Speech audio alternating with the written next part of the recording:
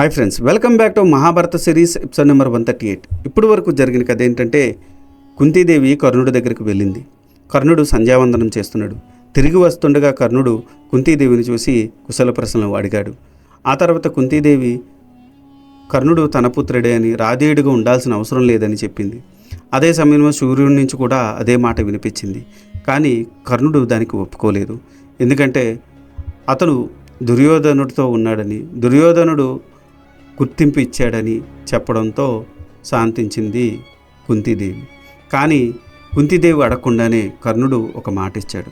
అదేంటంటే, ధర్మరాజు, భీముడు, నకుల సహదేవులు ఎవరు కనిపించినా తను చంపబోనని, కేవలం అర్జునుడు మాత్రమే చంపుతానని మాటిచ్చి వెళ్ళిపోయాడు. ఆ తర్వాత కృష్ణుడు ధర్మరాజు వద్దకు వచ్చాడు. అక్కడ జరిగినదంతా వివరించాడు. ఆ తర్వాత ధర్మరాజు తన సైన్యానికి సైన్యాధ్యక్షుడిని నియమించాలని ఆదేశించాడు. ఆ తర్వాత ఏం జరిగిందో తెలుసుకోవాలనుకుంటే ఈ వీడియోని స్కిప్ చేయకుండా లాస్ట్ వరకు చూడండి. అనివార్యమైనది. మనకు 7 అక్షౌహిణుల సైన్యం ఉన్నది. దానిని సమర్థవంతంగా నడిపించుటకు, భీష్ముడిని యుద్ధంలో ఎదుర్కొన్నటకు తగిన వీరుడు మనకు సర్వ సైన్యాధ్యక్షుడిగా ఉండవలెను. అటువంటి వీరుడెవరో నాకు తెలపండి అని ధర్మరాజు తమ్ముళ్లను అడిగారు. అన్నయ్య, అత్యధిక బాహుబలము కలవాడు, పుత్రులు, పౌత్రులు, సోదరులు కలవాడు ఆయన మత్స్య దేశాధిపతి విరాటుడు మనకు తగిన సైన్యాధ్యక్షుడు అని సహదేవుడు అన్నాడు. వెంటనే నకులుడు లేచి, అన్నయ్య, ఎక్కువగా బలగము, ప్రతాపము, కీర్తి, బాహుబలము కలవాడు ద్రుపద మహారాజు, అతనే మనకు సర్వ సైన్యాధ్యక్షుడు అని అన్నాడు.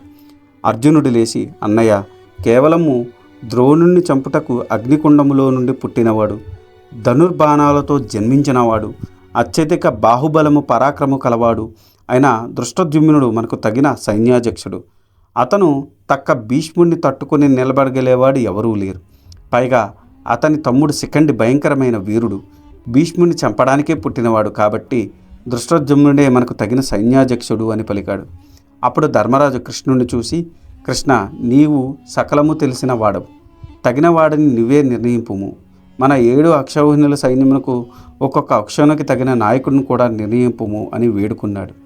అప్పుడు కృష్ణుడు ధర్మరాజును చూసి, ధర్మనందన, అర్జునుడు చెప్పినట్టు దృష్టద్యుమ్నుడే మన 7 అక్షౌహిణులకు సైన్యమునకు సైన్యాధ్యక్షుడిగా తగినవాడు.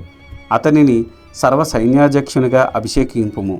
తర్వాత విడివిడిగా ఒక్కొక్క అక్షౌహిణికి పాంచాలపతి ద్రుపదుడు, మత్స్య దేశాధిపతి విరాటుడు, సాత్యకి, జరాసంధుని కుమారుడు సహదేవుడు, యాదవరాజు చేతికానుడు, శిశుపాలుని కుమారుడు దృష్టకేతుడు, ద్రుపద మహారాజు కుమారుడు శిఖండి, వీరిని ఒక్కొక్క అక్షౌహిణికి అధిపతిగా నియమింపుము.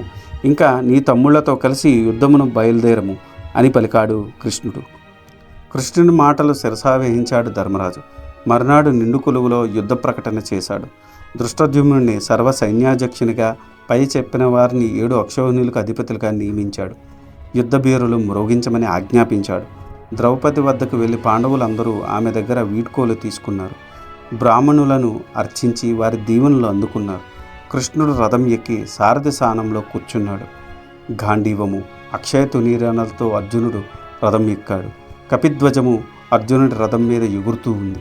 కృష్ణుడు దేవదత్తము, అర్జునుడు పాంచజన్యము అను శంఖములను పూరించారు. కురుక్షేత్రమునకు సమస్త సైన్యంతో ఒక పెళ్లికి వెళ్తున్నట్టు ప్రయాణమయ్యారు. దృష్టద్యుమ్నుడు ధర్మరాజుకు నమస్కరించి సర్వ సైన్యాధ్యక్షుడిగా ముందుకు సాగాడు. అతని వెంట ధర్మరాజు, అతని తమ్ముళ్ళు, యుద్ధమునకు వచ్చిన రాజులు నడిచారు. వారి వెంట సమస్త సైన్యము, భటులు, పరిచారకులు నడిచారు. వారందరూ కురుక్షేత్రము సమీపించారు.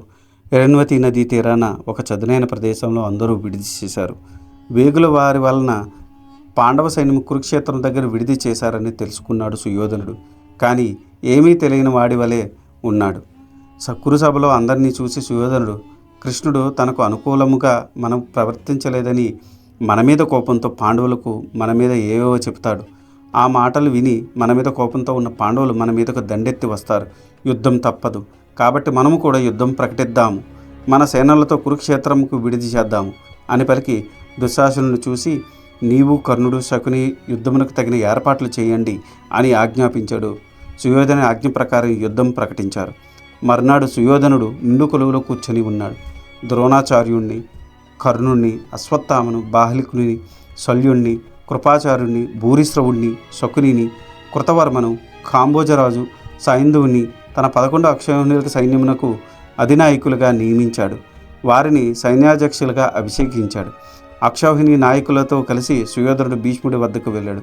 పితామహ, మీరందరూ మనకు 11 అక్షౌహిణులకు అధిపతులు. మీరందరూ వివిధ దేశాలకు చెందినవారు. వీరిని ఒక తాటి మీద నడిపించవలసిన భారం మీ మీద ఉన్నది. కాబట్టి మీరు మన సమస్త సైన్యమునకు ఆధిపత్యము వహించాలి అని ప్రార్థించాడు. సుయోధన, నాకు మీరు పాండవ కుమారులు సమానులే. నేను మీ వద్ద ఉన్నాను కాబట్టి యుద్ధంలో మీ పక్షం వహిస్తాను.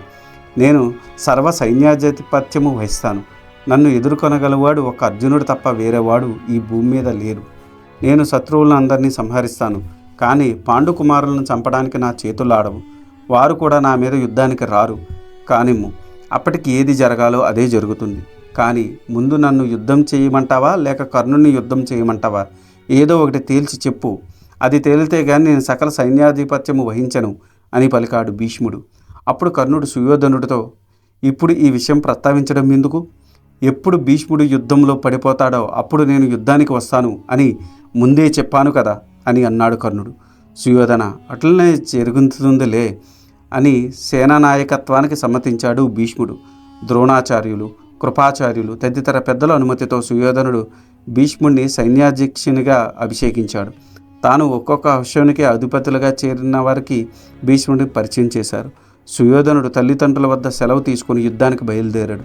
తన సేనాలతో కురుక్షేత్రం చేరుకున్నాడు. ఒక రమణీయమైన ప్రదేశంలో విడిది చేశారు. ఇది ఈనాటి వీడియో.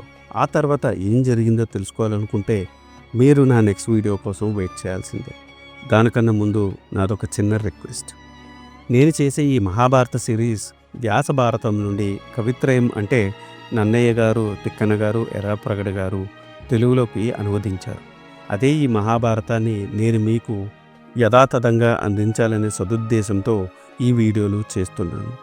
ఏ జనరేటెడ్ ఇమేజెస్తో వీడియోస్ చేయడం కొంచెం కష్టతరమైన విషయం అయినప్పటికీ మన సనాతన ధర్మంలో ఉన్న మంచిని చెప్పాలనే ఉద్దేశంతో పూర్తి కథని ఈ వీడియోలో రూపంలో అందించడం జరుగుతుంది. అందుకని మీలాంటి వారి సపోర్ట్ నాకెంతో ముఖ్యం.